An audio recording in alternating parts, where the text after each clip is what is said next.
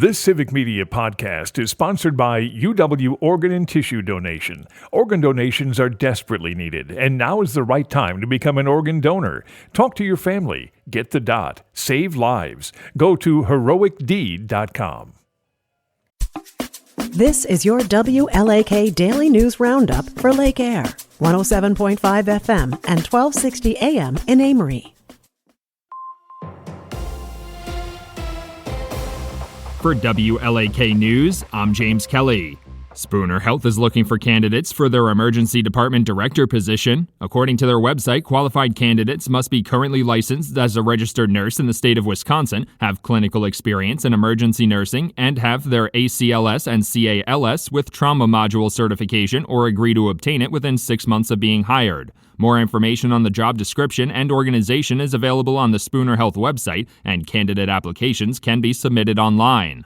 A group of environmental activists gathered in the lobby of the Department of Natural Resources in Madison on Monday to protest Enbridge Energy's Line 5 pipeline. The pipeline reroute project has faced strong opposition from environmental groups and the Bad River Band of Lake Superior, Chippewa, following a recent permit approval from the DNR. The company is making plans to reroute the pipeline around the reservation rather than through it, but tribal leaders say the proposed reroute is upstream and still puts the local environment in danger.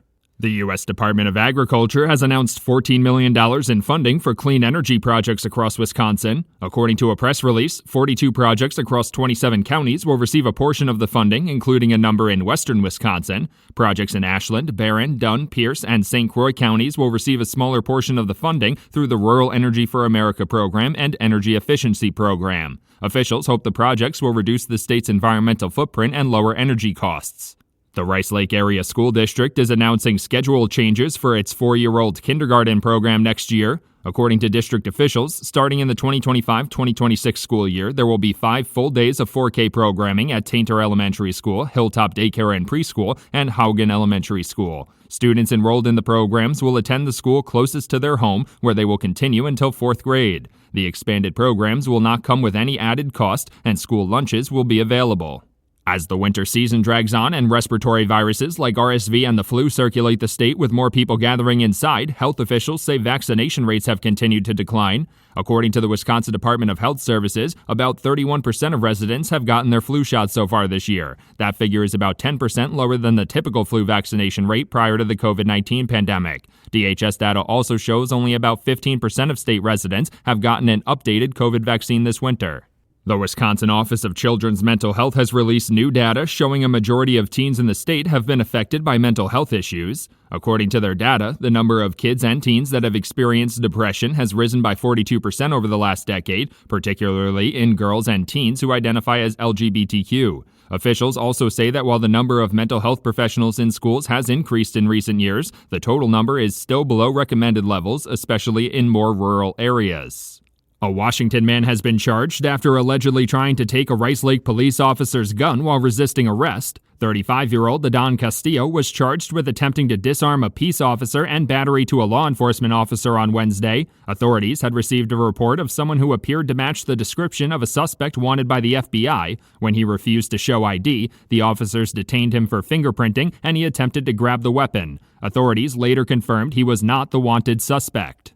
The city of Superior is considering expanding an initiative to add second-story housing options for buildings with ground-floor storefronts. Cities across Wisconsin are struggling with the increased price of homes and the overall lack of housing stock. Planning officials say the city of Superior needs at least 1,000 more housing units to meet the current need. One solution would be working with the owners of retail properties to create more housing in existing buildings with things like tax incentives or low-interest loan programs.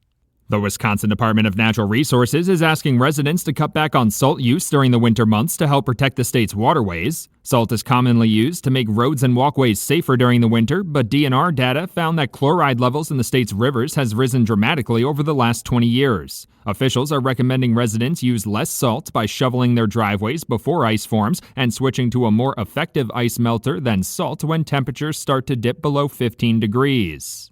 The Wisconsin State Telecommunications Foundation is offering scholarships for high school seniors planning to attend a 2-year technical college. The program is sponsored by various telephone companies in the state, and students can apply for one-time scholarships between $1,000 and $1,500. The application materials can be found on the WSTF Scholarship website, and they must be submitted by February 17th. The program has awarded nearly $2 million to nearly 1,500 students since its creation in 1986.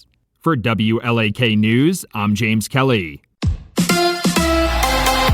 milestone for the Badgers. Hi, I'm Mike Clemens with sports. Men's college basketball. After a string of conference wins, Wisconsin is back in the nation's top 25, ranked 24th this week. The Badgers host Ohio State tonight in Madison, and if they win, it'll be Greg Gard's 200th career win as head coach. Gard has helped players improve their game, like forward Steven Crowell. Steve is best when he's aggressive. And I think the last 4 games, we've tweaked how we sub him in and out a little bit. I think it's helped him, but he knows an aggressive Steve is the best Steve.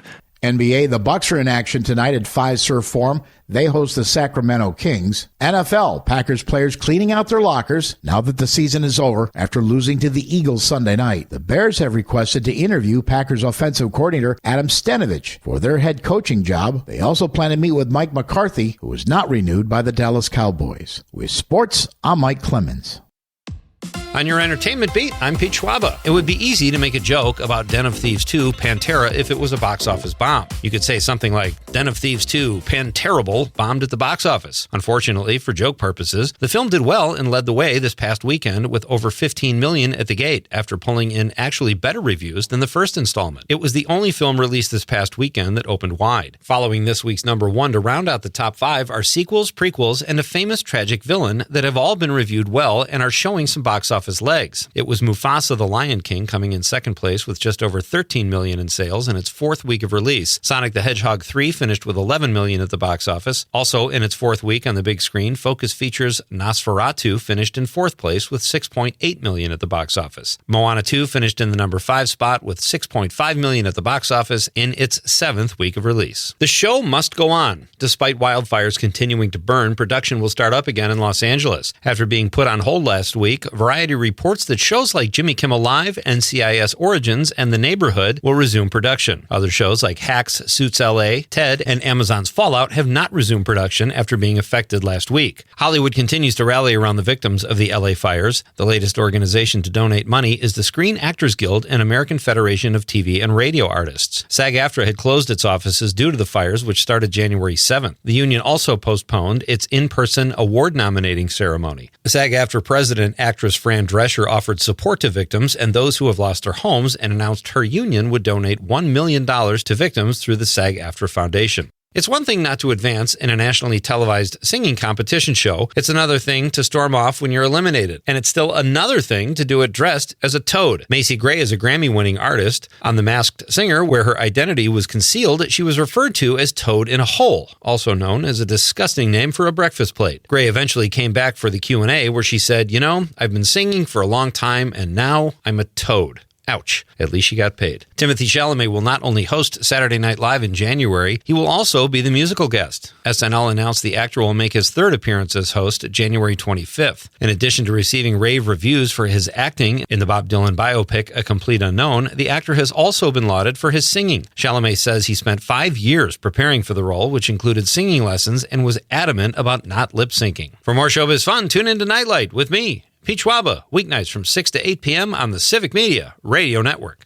It is cold out there again this morning with a wind chill in the minus 20s, and we're going to keep that wind chill factor below 0 all day. Sunshine 10 above the actual high today. We'll drop down to 3 below 0 tonight. Tomorrow, warmer, partly cloudy, with a high near 25. I'm meteorologist Sean Cable. Outside now, 10 below 0.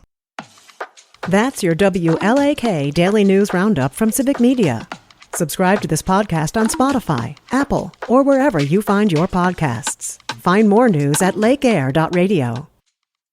The national news cycle never stops, but it can be hard to find news about your local community. Civic Media is dedicated to providing quality local and state news coverage across Wisconsin. With the Civic Media app, you can get notifications about local stories that matter to you and your community. Find the free Civic Media app in your phone's app store and choose notifications from the menu to tell us what kind of news you want to hear about.